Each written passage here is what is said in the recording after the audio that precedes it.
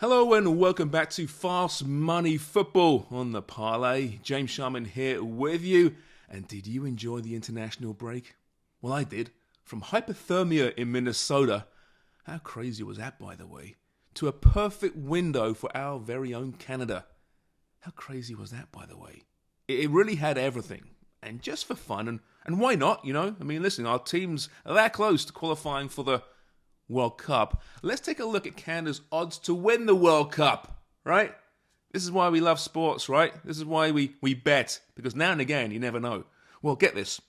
For Canada to win the World Cup, you can get plus 25,000. Plus 25,000 for John Herban to lift the trophy formerly known as Jules Rimet. Did I mention plus 25,000? Well, why not? Have some fun, right? They're going to qualify.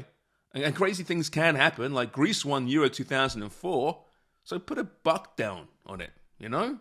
You never know what might happen, and just think about the energy and excitement during that tournament if they manage to get into the knockout round, which is quite possible.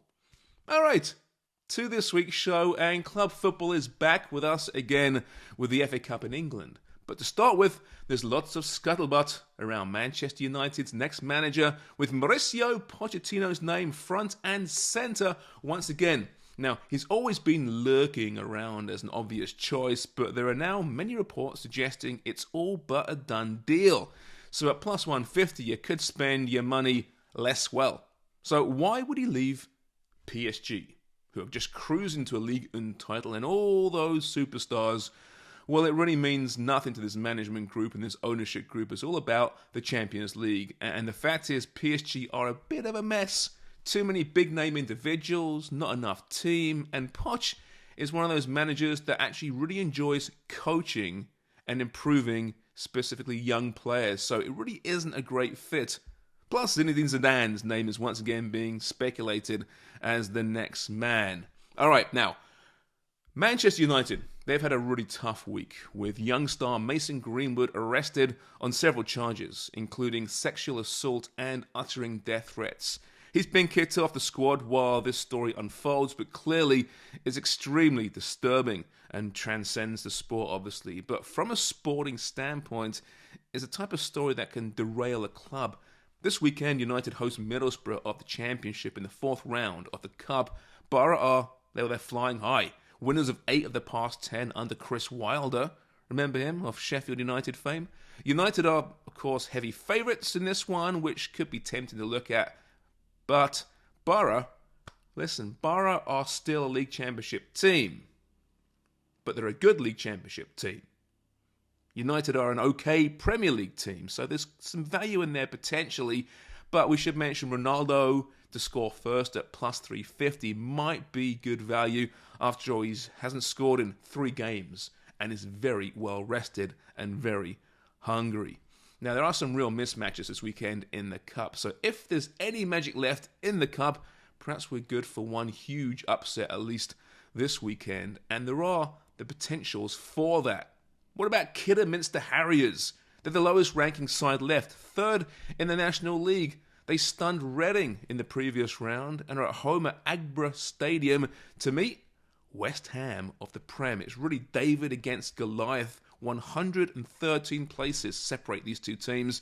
It will be lots of fun, especially as Kitty's biggest fan, Robert Plant of Led Zeppelin, will probably be there.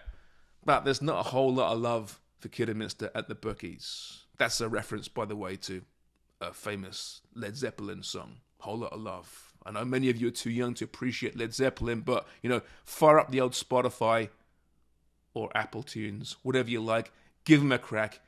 It's timeless music. All right, remember BorehamWood? We called them to shock Wimbledon last round, and they did just that, a conference premier side.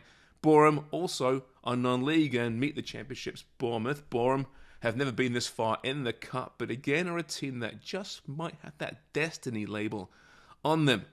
Fulham, meanwhile, are in ridiculous form in the Championship. 5 points clear at the top. They have a goal difference of plus 48, including 74 goals for.